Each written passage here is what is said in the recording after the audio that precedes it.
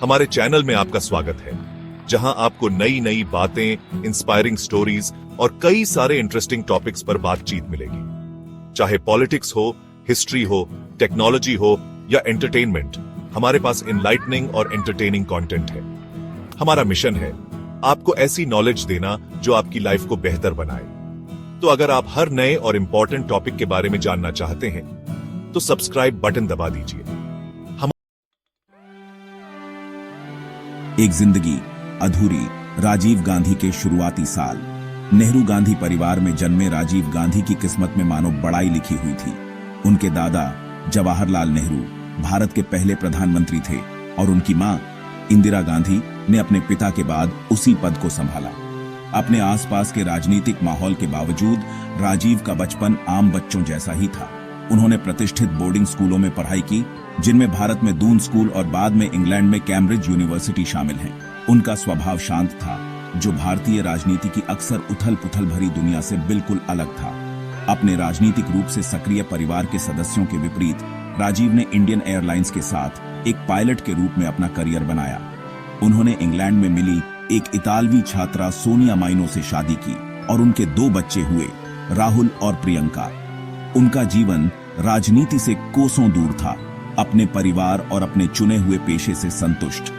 हालांकि लगता था कि किस्मत को उनके लिए कुछ और ही मंजूर था।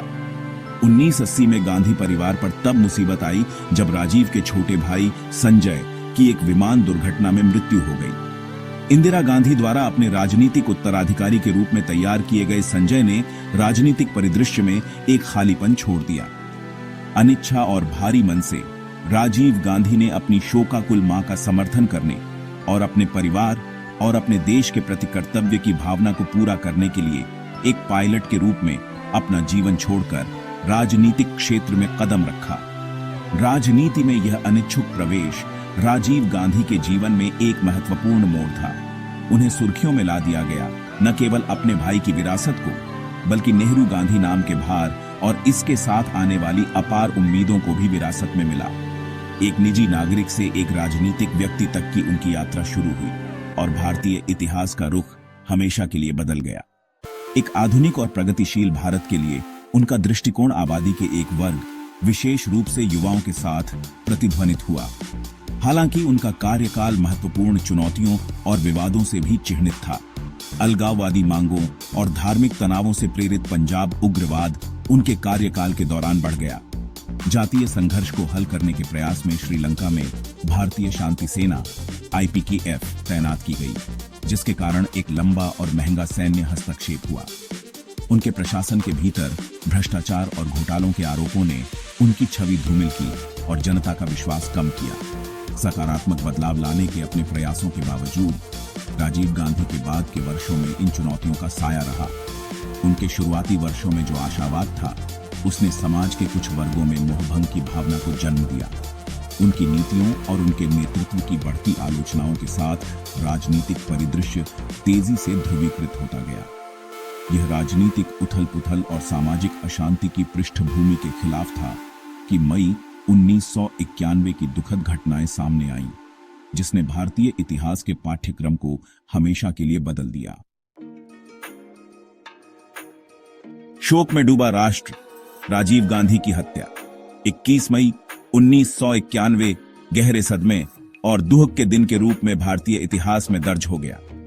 राजीव गांधी अब प्रधानमंत्री नहीं थे, लेकिन फिर भी एक प्रमुख राजनीतिक व्यक्ति थे। आगामी आम चुनावों के लिए प्रचार कर रहे थे।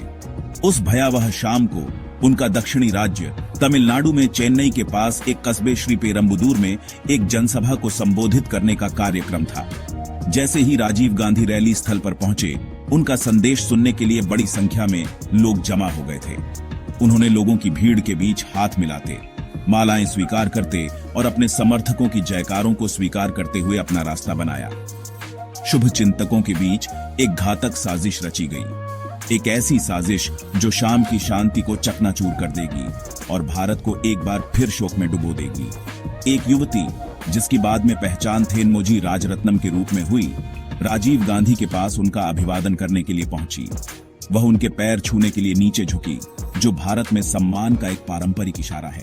एक भयानक क्षण में उसके कपड़ों के नीचे छुपा एक बम फट गया, जिससे पूरे इलाके में बहरा कर देने वाला विस्फोट और प्रकाश की एक अंधी चमक फैल गई। विस्फोट की ताकत ने राजीव गांधी को तुरंत मार डाला, साथ ही आसपास के 14 अन्य लोगों को भी। इसके बाद हुई अराजकता और नरसंहार में कई अन्य लोग घायल हो गए, कई गंभीर रूप से। राजीव गांधी की हत्या की खबर पूरे भारत और दुनिया में आग की तरह फैल गई। राष्ट्र स्तब्ध था। त्रासदी की भयावहता और हिंसा के कारण एक और प्रमुख नेता के खोने को समझने के लिए संघर्ष कर रहा था।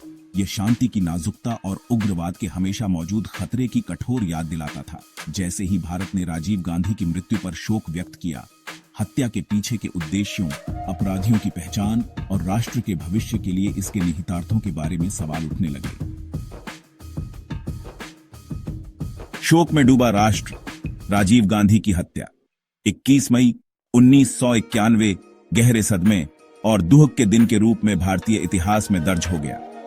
राजीव गांधी अब प्रधानमंत्री नहीं थे, लेकिन फिर भी एक प्रमुख राजनीतिक व्यक्ति थे। आगामी आम चुनावों के लिए प्रचार कर रहे थे। उस भयावह शाम को उनका दक्षिणी राज्य तमिलनाडु में चेन्नई के पास एक कस्बे श्री पेरम्बुदूर में एक जनसभा को संबोधित करने का कार्यक्रम था। जैसे ही राजीव गांधी रैली स्थल पर पहुंचे, उनका संदेश सुनने के लिए बड़ी संख्या में लोग जमा हो गए थे। उन्होंने लोगों की भीड़ के बीच हाथ मिलाते, मालाएं स्वीकार करते और अपने समर्थकों की जयकारों को स्वीकार करते हुए अपना रास्ता बनाया। शुभ चिंतकों के बीच एक घातक साजिश रची गई, एक ऐसी साजिश जो शाम की शांति को चकनाचूर कर देगी और भारत को एक बार फिर शोक में डुबो देगी। एक युवती, जिसकी बाद में पहचान थेनमोजी राजरत्नम के रूप में हुई, राजीव गांधी के पास उनका अभिवादन करने के लिए पहुंची। वह उनके पैर छूने के लिए नीचे झुकी, जो भारत में सम्मान का एक पारंपरिक इशारा है। एक भयानक क्षण में उसके कपड़ों के नीचे छुपा एक बम फट गया, जिससे पूरे इलाके में बहरा कर देने वाला विस्फोट और प्रकाश की एक अंधी चमक फैल गई। विस्फोट की ताकत ने राजीव गांधी को तुरंत मार डाला, साथ ही आसपास के 14 अन्य लोगों को भी। इसके बाद हुई अराजकता और नरसंहार में कई अन्य लोग घायल हो गए, कई गंभीर रूप से। राजीव गांधी की हत्या की खबर पूरे भारत और दुनिया में आग की तरह फैल गई। राष्ट्र स्तब्ध था। त्रासदी की भयावहता और हिंसा के कारण एक और प्रमुख नेता के खोने को समझने के लिए संघर्ष कर रहा था। यह शांति